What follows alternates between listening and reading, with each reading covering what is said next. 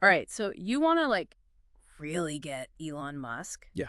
Not just the headlines, but who is this guy? We've got a whole stack of your sources here. Oh, wow. And let me tell you, it's a wild ride.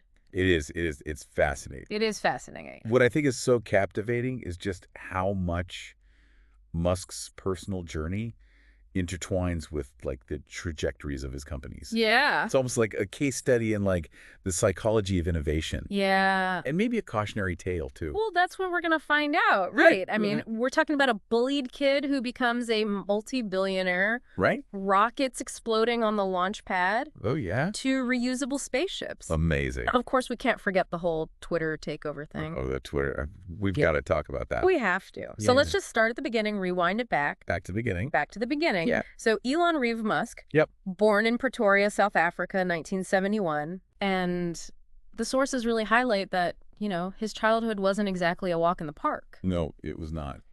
He faced some pretty intense bullying. Right. Often for being seen as, different. Right. In fact, the sources mention some pretty brutal incidents. He was frequently punched. Oh, wow. And one beating was so severe that he ended up hospitalized. Oh, my goodness. His father's reaction, well, let's just say it wasn't exactly the most supportive. Right. So it's also important to acknowledge that Musk has said that he believes he's on the autism spectrum. Right. Although he's never received a formal diagnosis. Yeah. But, while we can't definitively say how that shaped his experiences, it's clear that his childhood was marked by a sense of isolation and perhaps, a drive to prove himself. Absolutely. And I think you can kind of see that playing out throughout his life. Oh, yeah. Yeah. And instead of breaking him, it seems like he took that adversity, right, and he turned it into fuel. He learned to code at an incredibly young age. Right, like super young. Super young. Yeah. And he even sold his first video game at 12 years old. Oh, wow, that's incredible. Right. I mean, that's not just playing around. That's a kid with ambition. Like serious ambition. Yeah, definitely. And speaking of ambition, there's this persistent myth. Oh, yeah. About Musk, coming from a family of emerald mine owners. Right. But thankfully, your sources set the record straight on that one. Yeah, that is definitely a misconception. Yeah. So his father was an emerald importer. Right. But he wasn't like a wealthy tycoon. No. Their family wasn't struggling, but they weren't, living a lavish lifestyle or anything. Not at all. Right. So after leaving South Africa, Musk ends up at the University of Pennsylvania studying economics and physics. Yep. But it was his move to Silicon Valley in the mid-90s that really launched his career. That's where it all began. That's where it all began. Yeah. And this is where Zip2 enters the picture. Oh, yes. Zip2. You can tell us more about that. Yeah, so Zip2 was essentially like an online business directory. Okay. Think of it as a precursor to Google Maps. Okay. It was providing maps and contact details for businesses. Okay. It might seem basic now. Yeah. But back then, it was revolutionary. It was, yeah. And it didn't go unnoticed by the major players in the tech world. Right. I mean, it sold for a cool $307 million in 1999. Right. Not a bad return for a 28-year-old. Not bad at all. But, Musk wasn't about to just rest on his laurels. No, not at all. What did he do with that windfall? I mean, you know him. I'm guessing he didn't just buy a yacht and sail off into the sunset. Definitely not. Right. So he took that money. Yeah. And he poured it into his next venture, which was X.com. X.com. Yeah. Okay. And it was an ambitious attempt to revolutionize online banking. And through a series of mergers and developments, it eventually evolved into what we all know today's PayPal. PayPal, yeah. Yeah. And then eBay swooped in. Right. Buying PayPal for a staggering $1.5 billion in 2002. I mean, that's a lot of money. That's a lot of money. Yeah. Musk personally pocketed $180 million from that deal. Wow. So what was his next move after this massive success? Well, he didn't exactly choose the safe path. Oh, okay. Instead, he took a colossal risk and invested most of his earnings into two incredibly ambitious ventures. Okay. SpaceX and Tesla. SpaceX and Tesla. Yeah. Okay. I mean, these were some serious high-stakes gambles. Yeah, he even admitted that he initially thought there was less than a 10% chance of either company succeeding. Wow. He was essentially betting everything on these two seemingly impossible dreams. And this is where his personality truly shines through, I think. Yeah. His willingness to embrace such risks, to pour his own wealth into ventures most would consider reckless. Yeah. It's a key part of what sets him apart. It really does. Yeah. So let's shift our focus to SpaceX first. Okay, SpaceX. Founded in 2002, its mission is nothing short of extraordinary. Yeah. To make humanity a multi-planetary species. He's completely serious about getting us off this planet. He is, yeah. But as you might imagine, it wasn't all smooth sailing. No. Do you remember those early SpaceX launches? Oh, I mean, definitely anxiety-inducing. Yeah. The first 3 attempts failed. Spectacularly. Spectacularly, yeah. They barely scraped together enough resources to try a 4th time. I can't even imagine. It's unbelievable. Yeah. And that's what's so intriguing about Musk. Mm-hmm. He possesses this almost like irrational persistence. Yeah. He doesn't back down easily, Yeah. even when everyone else thinks he's crazy. Right, and in SpaceX's case, that tenacity paid off. It did, Yeah. big time. Yeah. They eventually cracked the code, reusable rockets. Oh, yeah, that was a game changer. This innovation completely changed the game for space travel. Absolutely. Dramatically cutting costs. Yeah. And opening up possibilities that were previously unimaginable. Totally. Now they're transporting astronauts to the International Space Station. Right. They're launching satellites for everyone from the Pentagon to private companies. It's incredible. And they're even sending tourists into space. Like, wow. It's like something straight out of science fiction. Right. But it's happening right now, Yeah. largely due to Musk's vision and relentless drive. Absolutely. Meanwhile, at Tesla, Yes, Tesla. Musk was on a mission to transform electric cars from a niche market for the wealthy Right, yeah. into mainstream vehicles. And once again, he went against conventional wisdom. Yeah. Tesla embraced open source technology, Interesting. meaning they made their patents available for anyone to use. Really? It was unheard of in the automotive industry. Wow. Their marketing strategies were unconventional, to say the least, Right. but it was a winning formula. Seems Tesla's combination of innovative engineering, sleek design, and, Musk's relentless focus on pushing the boundaries propelled them to the forefront of the automotive world. Absolutely. Today, Tesla is worth more than all other major car companies combined. Wow. It's a testament to Musk's ability to disrupt entire industries and convince investors and consumers to buy into his vision of the future. Yeah, I mean, he's definitely got that ability. He does. Yeah. And let's not forget his other ventures. Oh, right, there's more. The Boring Company, Yeah. with its focus on tunnel-based transportation, is another example of Musk tackling seemingly impossible problems with unconventional solutions. Right. Oh, and they also sell flamethrowers and a perfume that smells like burnt hair. Wait, what? Really? Just for kicks, I guess? Oh, seriously, flamethrowers? Yeah. What's the story behind that? So it all started as a bit of a joke, like a limited edition product, sold as a publicity stunt. But it quickly gained traction. Really? And ended up selling thousands of units. Wow. I guess only Elon Musk could turn a flamethrower into a viral marketing sensation. That's right. That's right. Wow. Then there's Neuralink. Oh, yes, Neuralink. Which is developing brain-computer interfaces with mind-blowing potential applications. Pretty wild stuff. And Starlink. Right. With its thousands of satellites beaming internet access to even the most remote parts of the world. Yeah, Starlink has been especially significant in the war in Ukraine. Absolutely. Providing internet access to Ukrainian forces when other communication channels were disrupted was a game changer. Yeah, it really highlights the unexpected ways technology can be used in times of conflict. Absolutely. It seems like Musk is constantly tackling challenges with ambitious, sometimes outlandish solutions. It's true. He's like a real-life SimCity player on a grand scale. I love that analogy. But the real question is, right, what drives this man? Yeah. What makes him tick? That's where things get even more interesting. The sources offer a fascinating look into Musk's leadership style. Okay. And it's not for everyone. This leads us to the next chapter of his story, delving into the mind of Elon Musk, the leader. Right. Let's get into that as we kind of dive deeper into the world of Elon Musk. Yeah. A distinct pattern emerges. Okay. A leadership style that's as unconventional as his ventures. Right. He's definitely not your average CEO. That's putting it mildly, yeah. The sources paint a picture of a man who's deeply immersed in technical details. Right.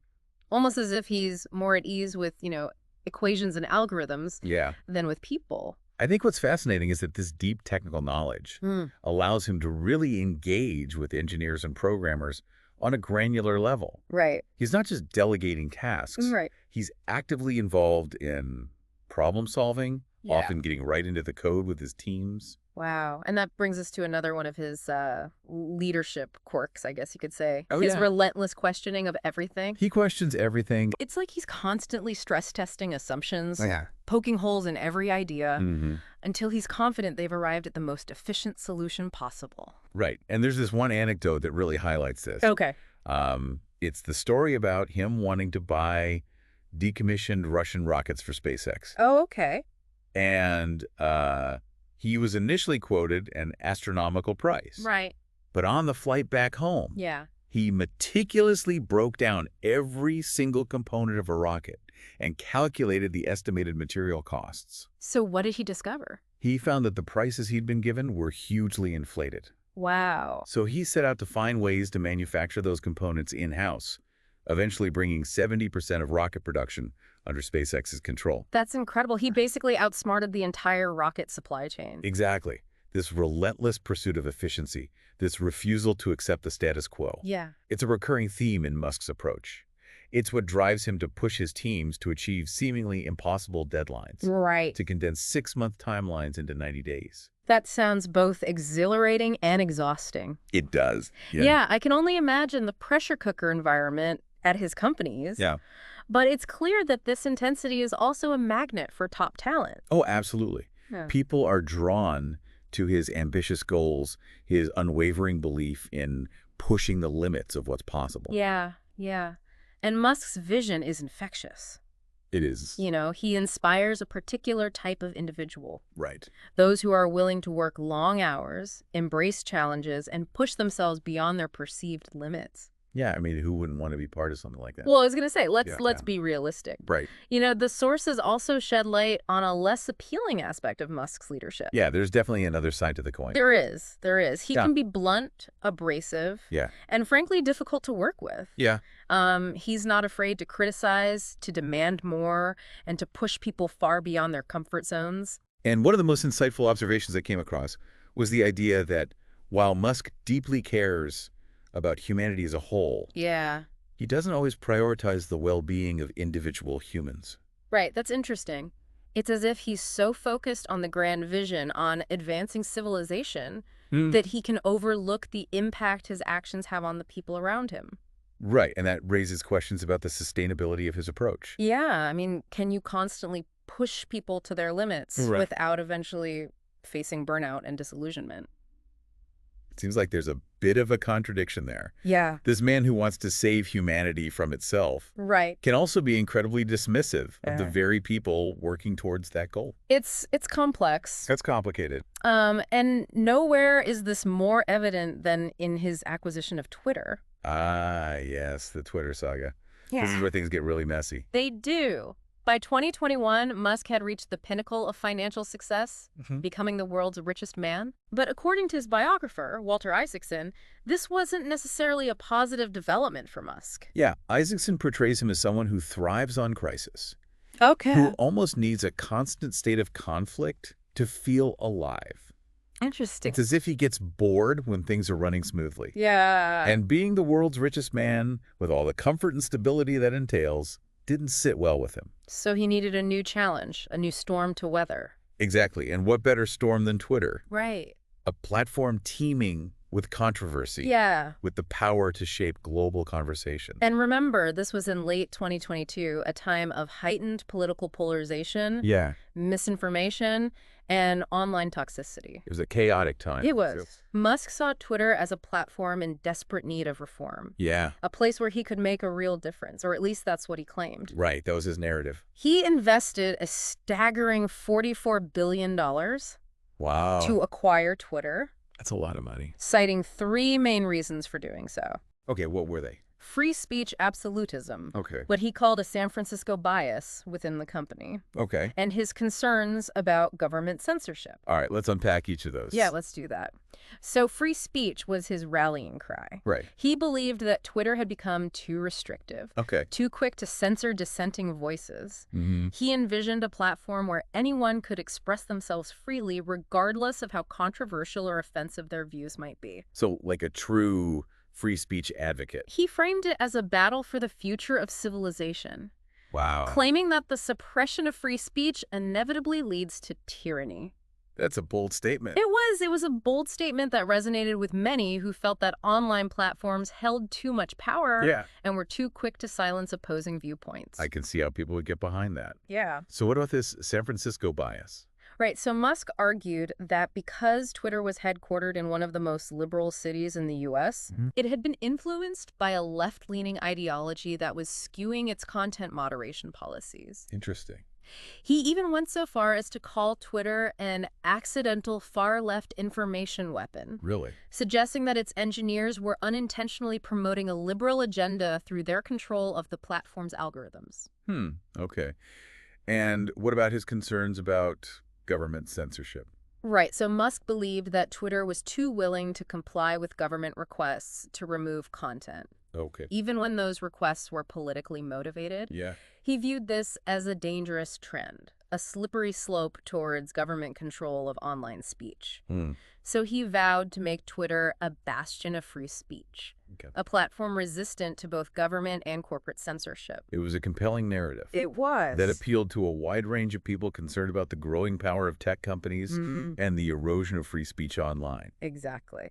But as we'll see, the reality of Musk's Twitter turned out to be quite different from the vision he had initially presented. Yeah, let's get into that. So here we are at the heart of the Elon Musk enigma. Yeah. We've explored his journey from bullied kid in South Africa to a tech titan, his relentless ambition, Right. his unconventional leadership style, and of course, his turbulent takeover of Twitter. It's a wild story. It is a wild story, full of twists and turns. It's almost as if we're dealing with two distinct Elon Musks. Okay. The visionary engineer, driven to push the boundaries of human potential, Yeah. and then the impulsive provocateur, who seems to thrive on chaos and controversy. So the big question is, which Elon is truly at the helm? Right. Is he a benevolent genius striving to save humanity? Yeah. Or a reckless billionaire toying with forces beyond his grasp? I mean, the sources we've examined, Yeah. they don't offer easy answers. I know. They provide glimpses into his motivations, his contradictions. Right.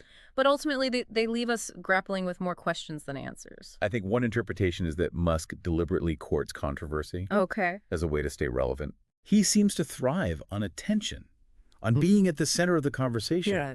What better way to achieve that than by taking control of one of the most influential platforms in the world Yeah. and turning it into a battleground for his own ideas and grievances? It's as if he's wielding Twitter as a massive megaphone, Yeah. amplifying his own voice while attempting to drown out those who dissent. Right. But is it possible he genuinely believes he's doing the right thing? That's a good question. That he's waging a war for free speech and against censorship, even if his methods often come across as, misguided and hypocritical. Maybe he's so convinced of his own righteousness Right. that he's blind to the harm he's inflicting, the divisions he's widening. Yeah. Or maybe Twitter has simply become an instrument for settling personal scores and inflating his own ego. Huh. A way for him to strike back at critics, silence dissent, and manipulate the narrative to fit his own agenda. It's worth considering the impact on those caught in the crossfire. Right. The employees who felt betrayed by his actions. Yeah. The users who have been silenced or harassed. They're all casualties in Musk's relentless pursuit of, well, it's difficult to say exactly what he's pursuing. It's true. If we step back and look at the bigger picture, Musk's Twitter saga feels like a reflection of our broader struggle with information in the digital age. Yeah. Who gets to control the narrative? Right. How do we distinguish truth from manipulation in a world saturated with information? These are important questions. They are. It forces us to confront some uncomfortable questions, too. Yeah. Is Musk's undeniable brilliance now being used to divide us rather than unite us? Right. And in a world increasingly reliant on technology, Yeah. what happens when the individuals wielding the most power in that realm aren't playing by the rules? It's a question we all need to consider. I think Musk's story definitely leaves us with a lot to ponder. It does. It's a tale of innovation, ambition, and the potentially corrosive effects of power. Absolutely. It serves as a stark reminder that even with the best of intentions, Yeah. the pursuit of progress can have unintended consequences. And it challenges us to consider our own roles in shaping a future where technology serves humanity rather than the other way around. Well said. I think that's a great place to wrap things up. It is. Thanks for joining us on this deep dive into the world of Elon Musk. It's been a fascinating journey. Until next time. See you then.